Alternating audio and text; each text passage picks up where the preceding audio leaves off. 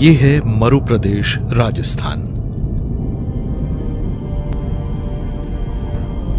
यहां जैसलमेर और बाड़मेर में गर्मियों में तापमान 50 डिग्री सेल्सियस तक पहुंच जाता है।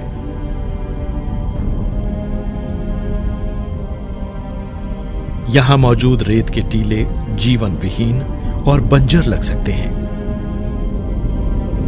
लेकिन यहां भी जीवन ने खुद को इस जगह के मुताबिक ढाल लिया है। जीव जंतुओं और पेड़ पौधों ने खुद को उपबंजर स्थितियों, बेहद तेज तापमानों और नमी की कमी के हिसाब से परिवर्तित कर लिया है। राजस्थान में पेड़ पौधों और जीव जंतुओं की कई दुर्लभ प्रजातियां भी मौजूद हैं।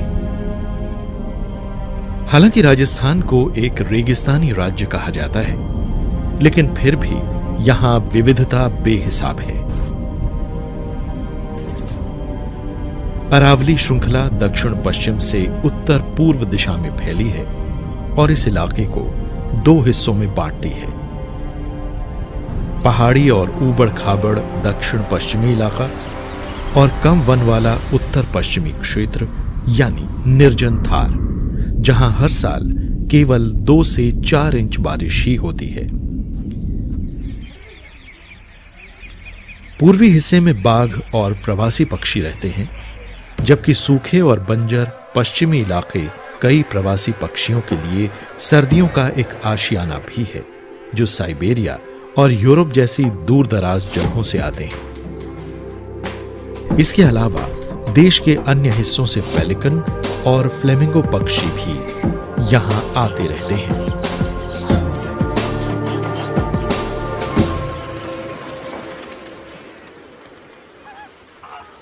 सांभर झील जयपुर से 100 किलोमीटर पश्चिम में स्थित है। ये एशिया में खारे पानी की सबसे बड़ी झील है और सर्दियों में यहां पक्षियों की 70 से ज्यादा प्रजातियां रहती हैं, जिन्होंने खुद को खारे पानी वाली स्थितियों के मुताबिक ढाल लिया है, जैसे कि फ्लेमिंगो, पेलिकन, स्टॉक, बगुले और अन्य जल मुर्गियां तथा जल पक्षी।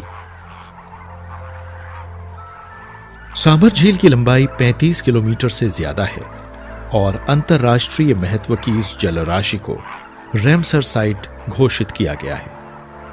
ऐसा इसलिए है क्योंकि यह ढेर से प्रवासी पक्षियों और जीव जंतुओं की जीवन रेखा है। यहां सबसे अधिक नजर आते हैं फ्लेमिंगो पक्षी।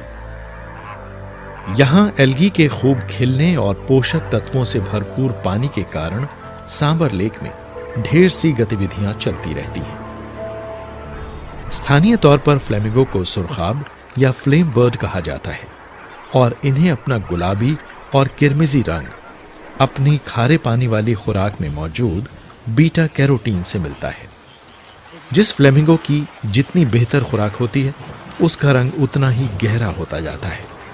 लेकिन हजारों पक्षियों के लिए एक नखलिस्तान होने के अलावा सांभर इस निर्जन और अनुत्पादक क्षेत्र में हजारों लोगों को रोजी रोटी और नियमित आमदनी का एक वहनीय स्रोत भी मुहैया कराती है।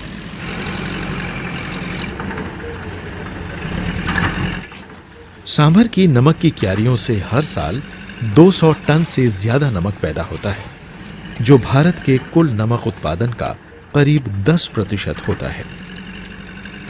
महिलाएं और पुरुष इस झील के बेरहम रेत से रोजी जुटाते रहते हैं। खारे रेगिस्तान में काम करने के साथ कई खतरे भी जुड़े रहते हैं। यहां के बहुत से मजदूर रंगों के बीच अंतर नहीं कर पाते। नमक से परावर्तित होने वाली तेज रोशनी को लंबे समय तक झेलने से उनकी आंखों के कोण और रॉड को नुकसान होता है।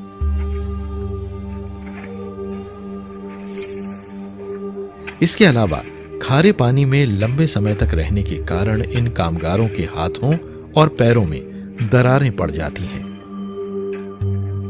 आज ये खारे पानी वाली झील खतरे से घिरी है।